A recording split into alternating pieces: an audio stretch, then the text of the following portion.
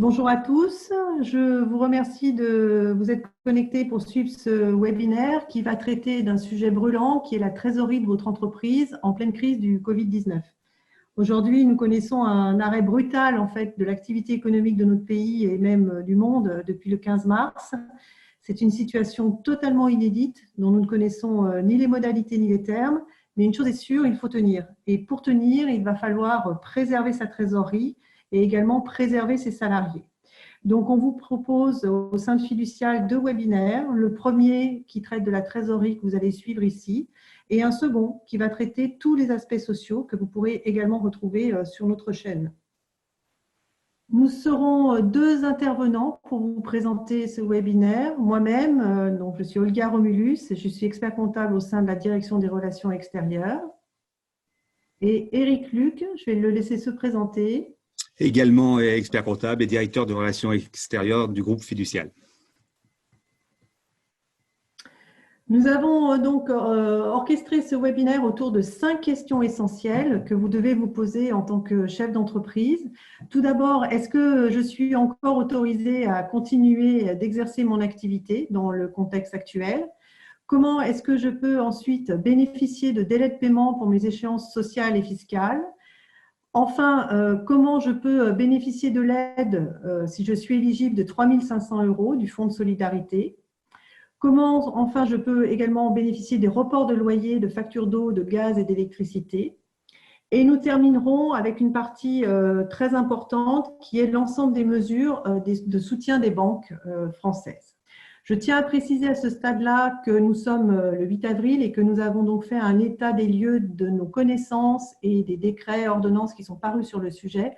Mais bien évidemment, l'actualité peut évoluer très très vite sur ces différents sujets. Premier point, donc je vous disais, qui peut encore travailler? C'est-à-dire, quelles sont aujourd'hui les activités autorisées et celles qui sont interdites? Bien, le 14 mars, en fait, on a eu un arrêté ministériel qui a prévu la fermeture des établissements recevant du public.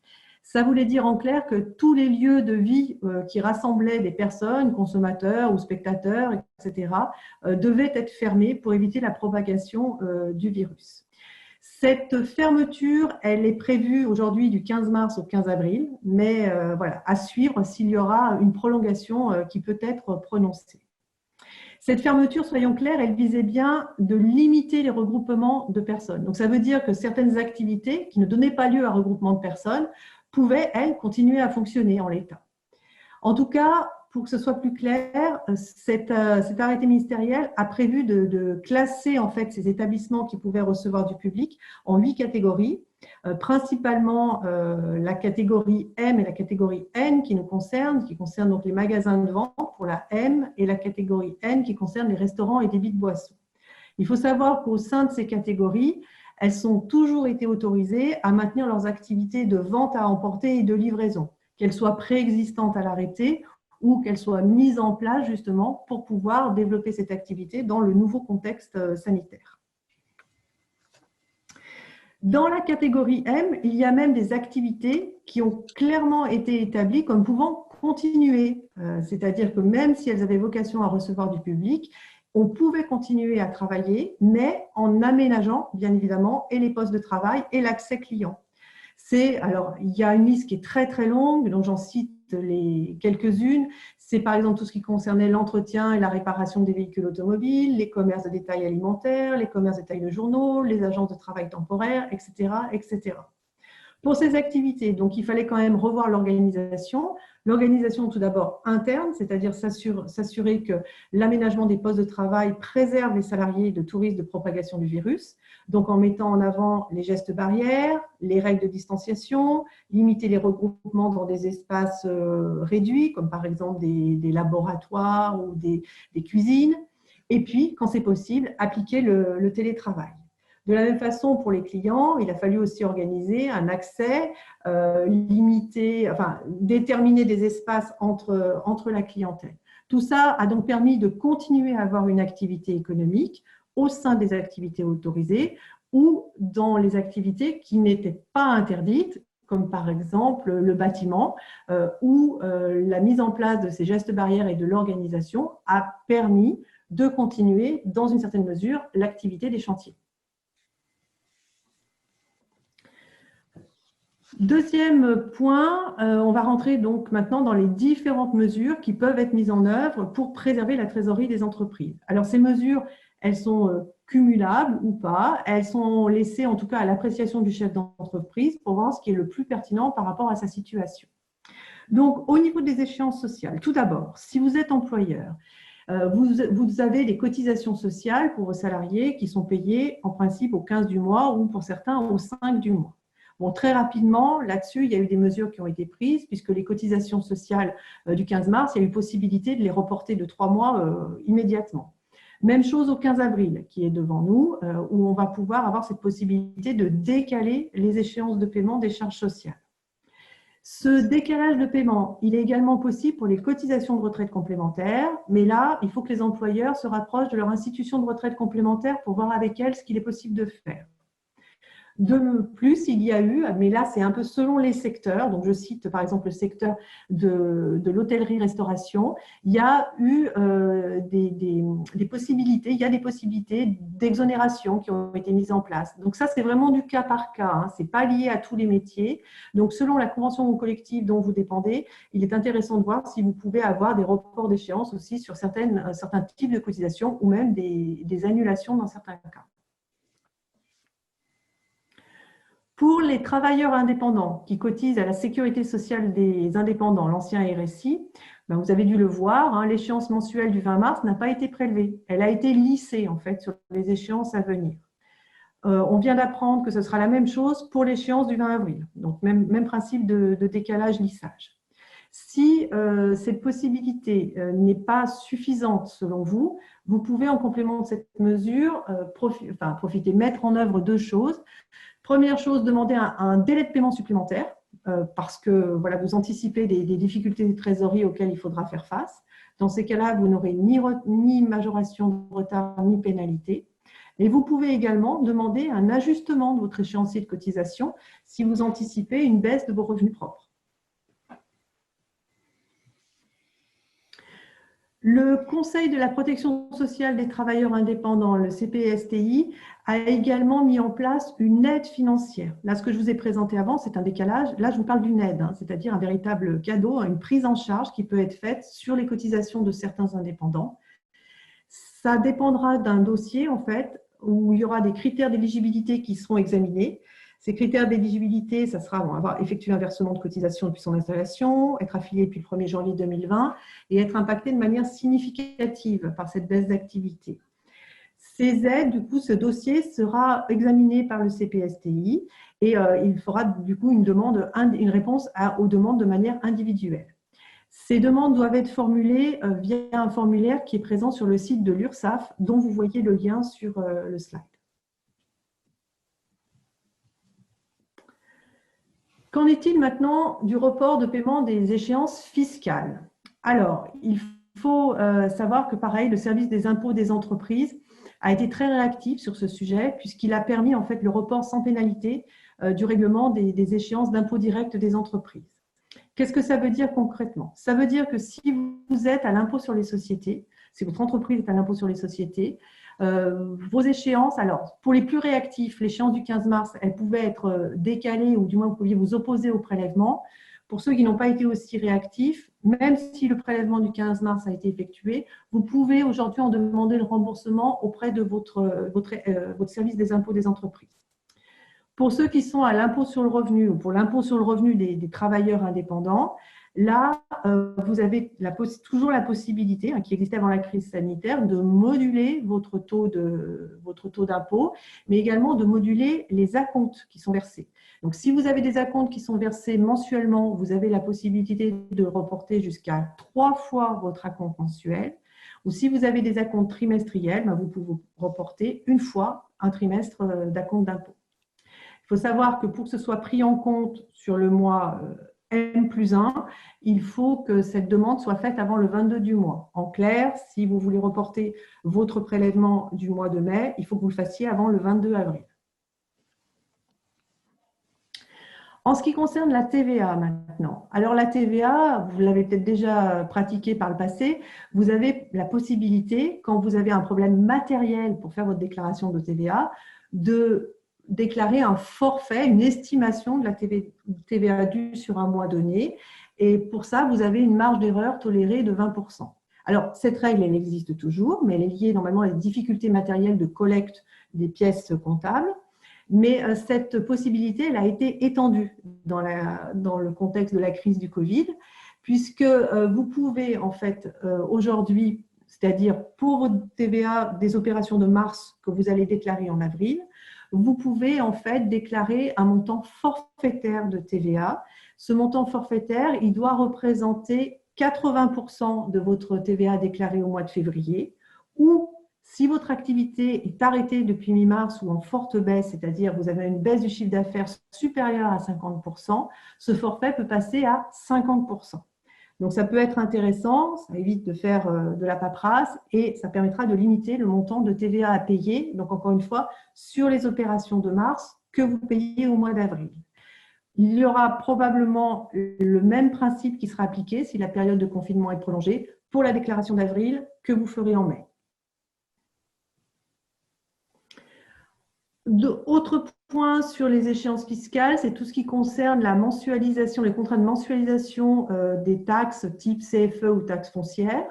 Vous pouvez dès aujourd'hui suspendre le montant de ces prélèvements mensuels et en demander le paiement à la date, à la fin de la date de la taxe, donc au mois de juin, au mois de septembre, au mois d'octobre, en fonction de la date anniversaire de la taxe. Pour toutes ces démarches, la DGFiP a mis à disposition des modèles de demande en fait, sur leur site qui est très bien fait. Et si vous avez un cas particulier ou une difficulté particulière, n'hésitez pas à vous rapprocher de votre centre des impôts par messagerie de préférence où ils vous répondront et ils examineront vos demandes au cas par cas. Autre sujet maintenant, le fonds de solidarité et l'aide liée à ce fonds de solidarité qui est au maximum de 3 500 €. Alors, ce fonds de solidarité, on en a parlé quelques jours en fait après le démarrage de la crise sanitaire, puisque c'est un décret du 30 mars en fait qui a fixé ces règles. L'idée était la suivante. L'idée, c'était de permettre aux petites entreprises d'avoir une aide rapide de 1 500 € pour subvenir aux besoins du chef d'entreprise et quelque part compenser cette perte de revenus qu'il avait liée à l'arrêt ou à la baisse d'activité. Pour l'instant, ce fonds de solidarité et l'aide afférente n'a été décrété que pour le mois de mars. Il y aura peut-être des nouvelles choses qui vont sortir pour le mois d'avril. Donc, qui est concerné par ce fonds de solidarité? Alors, le décret est très clair là-dessus. Sont concernées toutes les entreprises du moment qu'elles ont eu un impact lié à la crise sanitaire. Donc, soit parce que leur point de vente a été arrêté, soit parce qu'elles continuent de travailler, mais leur chiffre d'affaires du mois de mars 2020 est en baisse significative par rapport au même mois de l'année dernière, c'est-à-dire plus de 50%. Ça, c'est le champ d'application de ce fonds. Et ensuite, pour être éligible à ce fonds de solidarité et à cette aide, il faut répondre cumulativement à 3 critères. Un effectif inférieur ou égal à 10 salariés, un chiffre d'affaires hors taxe inférieur à 1 million € de chiffre d'affaires sur le dernier exercice et un bénéfice annuel imposable inférieur à 60 000 €. Ce 60 000 € s'entendant en rajoutant, le cas échéant, les sommes versées aux dirigeants au titre de l'exercice. C'est-à-dire, j'ai un bénéfice annuel imposable de 40 000 €, incluant, je dirais, ma rémunération, enfin, nette de ma rémunération de 20 000. Il faut que j'ajoute les deux pour voir si je suis en dessus ou en dessous de la barre des 60 000 €. Et attention, ces critères sont cumulatifs. Si vous bénéficiez de l'aide des 1 500 €, vous pouvez également être éligible à une aide complémentaire qui, elle, va aller jusqu'à 2 000 € et qui va s'adresser aux personnes, enfin aux entrepreneurs qui sont dans les plus grandes difficultés, c'est-à-dire qu'elles sont en impossibilité de régler leurs dettes exigibles à très court terme à 30 jours et ils se sont vus refuser un prêt de trésorerie d'un montant raisonnable par leur banque. Dans ces cas-là, en fait, ces personnes peuvent solliciter du coup le conseil régional pour avoir une aide supplémentaire de 2 000 € qui viendrait donc s'additionner aux premiers 1 500 € que l'on a exposés. Donc, en résumé, voyez si vous êtes rentré dans les conditions d'éligibilité du fonds de solidarité Et si vous souhaitez bénéficier de cette aide, faites 2 déclarations. Une première pour les 1 500 € auprès de la DGFiP et pour les 2 000 €, c'est à partir du 15 avril seulement et c'est sur le site de votre conseil régional que vous pourrez faire cette demande. Quatrième point maintenant, c'est le report des charges d'exploitation qui a été mis en avant très tôt par la parole présidentielle en disant, en mettant en avant que pour préserver l'économie, il fallait essayer de mettre en place des reports de charges d'exploitation et notamment tout ce qui concernait les factures d'eau, gaz, électricité et loyer. Alors, on va voir dans un premier temps pour les reports de factures d'eau, gaz et électricité. Alors, ce report n'est pas automatique, hein, il ne s'adresse pas à tout le monde. Il faut une condition préalable, c'est que votre entreprise soit éligible au fonds de solidarité. C'est les conditions qu'on vient de voir juste sur le point 3, avec donc les différents critères cumulatifs. À ce moment-là, si vous êtes éligible au fonds de solidarité, vous pouvez, en application de l'ordonnance du 25 mars 2020 en son article 3, demander à vos fournisseurs de gaz, d'eau et d'électricité un report du paiement des factures concernées. Attention, c'est un report, ce n'est pas une annulation. Ça veut donc dire que ces factures seront à payer ultérieurement à la fin de la crise sanitaire et elles seront étalées sur une durée au moins égale à 6 mois post-crise. En ce qui concerne les loyers, alors les loyers, c'est un petit peu plus complexe. Les loyers, il y a plusieurs cas.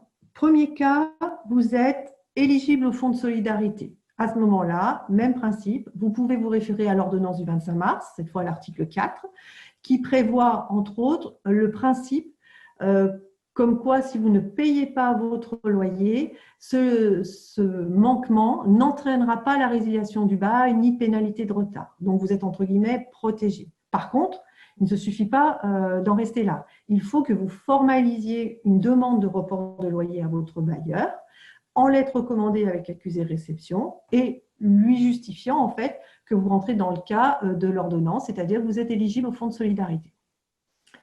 Si votre entreprise n'est pas éligible au fonds de solidarité, alors là, c'est un peu plus compliqué puisque vous n'avez pas d'ordonnance qui prévoit, enfin qui vous protège sur ce sujet, mais vous pouvez quand même arguer que vous êtes dans le cas d'une activité qui a été soit suspendue et que vous rencontrez des difficultés de paiement. Et dans ce cas-là, en fait, vous êtes tout à fait justifié pour demander une suspension de paiement, mais cette fois fondée sur la force majeure. C'est l'article 1218 du Code civil qui prévoit ce cas. Donc, de la même façon, il faut informer votre bailleur par courrier en lettre recommandée en lui stipulant que vous êtes donc dans ce cas-là et que vous sollicitez un report du paiement des loyers. Enfin, si vous êtes dans le cas d'une activité maintenue, vous n'êtes toujours pas éligible au fonds de solidarité et que vous rencontrez des difficultés de paiement, parce que même si vous êtes dans le cas d'une activité maintenue, l'activité n'est peut-être pas au même niveau et le paiement du loyer représente une difficulté pour vous. À ce moment-là, vous pouvez faire une demande de délai ou d'aménagement. Mais là, ça sera une négociation en fait, qui devra être engagée avec votre bailleur pour qu'il comprenne votre situation et qu'il fasse preuve de solidarité à votre égard. Je vais maintenant passer la parole à Eric qui va vous présenter l'ensemble des mesures, et Dieu sait qu'elles sont nombreuses et précieuses, de soutien qu'ont prévues les banques. Merci Olga pour les explications très claires et exhaustives de toutes les mesures de report de charges sociales, fiscales, loyer, énergie et les possibilités d'aide au fonds de solidarité. Alors, on vient de voir, c'était des reports, des déplacements dans le temps et maintenant, on va regarder ensemble le rôle des banques. Et ce rôle des banques, on va le présenter sous 2 aspects. Le premier aspect, le premier plan, c'est quels étaient vos emprunts avant la période de confinement. Le deuxième point, c'est est-ce qu'aujourd'hui, je peux faire des nouveaux emprunts. Et le troisième élément que l'on va traiter, c'est le rôle de l'État via la BPI-France, qui est le bras armé financier. Premier élément, c'est la position des banques sur vos emprunts antérieurs. tout de suite, dès le 16 ou 17 mars, il y a eu un communiqué de presse de la Fédération des banques françaises pour présenter ces mesures d'accompagnement. Avec la principale, c'est le report jusqu'à 6 mois des remboursements de crédits pour toutes les entreprises sans coût supplémentaire. On ne changera ni les conditions de taux de garantie. Et donc, si je veux prendre un exemple, vous aviez un emprunt qui se clôturait au 31 décembre 2025. Eh bien, aujourd'hui, vous n'allez pas payer les 6 prochaines échéances et vous allez reporter au premier semestre 2026. Vous allez pouvoir faire exactement la même chose avec des biens que vous avez financés non pas en emprunt classique, mais en crédit bail ou en leasing. Vous allez vous retourner devant votre prêteur d'argent et vous allez lui demander ce différé. Si votre situation de trésorerie est extrêmement tendue à ce jour, vous avez la possibilité de vous mettre en situation d'urgence et on va traiter vos dossiers sous un délai de 5 jours. Après avoir vu les emprunts antérieurs, regardons toutes les possibilités aujourd'hui de crédit nouveau. La principale mesure, c'est depuis le 25 mars, cette avance de trésorerie appelée maintenant PGE, prêt de trésorerie garanti par l'État.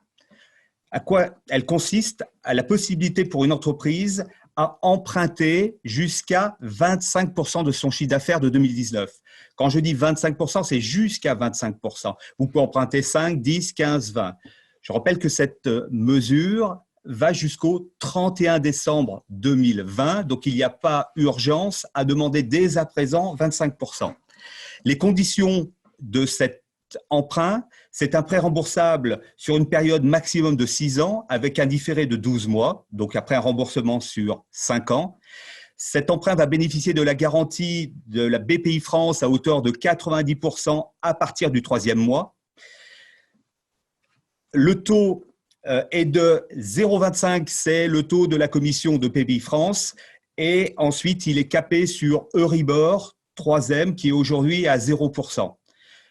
Peut-être que votre banquier, à l'issue de la première année ou entre le 8e et le 12e mois, va vous demander de revoir les conditions financières si les conditions financières aujourd'hui, qui sont très basses, ont beaucoup évolué. Ce prêt de trésorerie garanti par l'État est aussi cumulable avec des prêts sans garantie, comme les prêts accordés par des conseils régionaux à taux zéro et avec des autres différés de remboursement. Alors, le rôle de la BPI. La BPI, vous pouviez, même si ce n'est pas le cas des clients fiduciaires, artisans, commerçants, souscrire directement un emprunt auprès de BPI France. Eh bien, automatiquement, il y aura une suspension des prêts antérieurs pendant une période de minimum 6 mois. La BPI, pour cette période de crise, a rajouté 2 possibilités de prêts supplémentaires. Le premier, à tout, avec un montant minimum de 50 000 euros jusqu'à 5 millions d'euros. Donc, vous voyez, ça concerne les grosses PME, avec une durée de 3 à 5 ans, avec la possibilité d'un différé d'amortissement de 12 mois. Les taux peuvent être fixes ou variables et ils vont être différents selon les entreprises et il n'y aura ni frais de dossier ni garantie. Deuxième prêt supplémentaire que la BPI France a mis en place, c'est le prêt rebond. Ce prêt rebond peut être fait avec la région ou directement ou seul. Le minimum, c'est 10 000 euros. On va jusqu'à 300 000 euros. La durée est de 7 ans avec un différé d'amortissement de 2 ans. Le taux sera fixe selon les régions et selon les dossiers. Donc, la BPI ne s'engage pas aujourd'hui sur des taux. Et il peut y avoir des conditions spécifiques que les régions vont vous demander isolément. Autre élément quand même extrêmement significatif de la BPI, c'est ce que le gouvernement et son président a appelé l'aide de l'État à hauteur de 300 milliards pour les entreprises françaises. C'est que la BPI France va augmenter son taux de garantie à hauteur de 90% pour tous les prêts entre 3 et 7 ans accordés par les banques privées initialement, et pour les découverts confirmés, lorsque la banque vous a confirmé un niveau de découvert pour une période de 12 à 18 mois par la banque de votre entreprise. Dans les 90%, s'applique naturellement ce que je viens de voir, les prêts garantis par l'État. Les régions, qui sont devenues maintenant très actives après les annonces gouvernementales, peuvent intervenir en garantie auprès des banques conjointement avec la BPI France.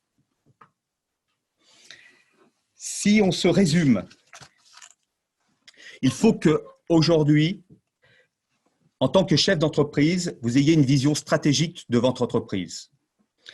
Donc, en récapitulant tous les points, il va falloir vous décider pendant cette période de crise si vous maintenez ou non une partie de votre activité. Si vous avez intérêt à anticiper le décalage de paiement de l'ensemble de vos charges sociales et fiscales. Si vous êtes éligible au fonds de solidarité qui peut aller jusqu'à 3 500 €. Si vous avez intérêt à payer vos fournisseurs courants. Est-ce que vous avez la possibilité d'un report de loyer et d'énergie? Si l'ensemble de vos salariés peuvent percevoir le chômage partiel. Et enfin, le plus important, c'est si vous devez souscrire un crédit de trésorerie PGE, et pour cela, vous devez faire un prévisionnel de trésorerie. Et tout ceci, il faudra le regarder avec votre expert comptable. Et je voulais terminer dessus, c'est que toutes les agences de Fiducial, tous les experts comptables et tous les collaborateurs de Fiducial sont pendant cette période de crise à votre disposition. Vous pouvez retrouver toutes les informations sur le portail Fiducial, fiducial.fr, où tous les jours nous actualisons les nouvelles ordonnances, les nouvelles informations que nous analysons pour vous.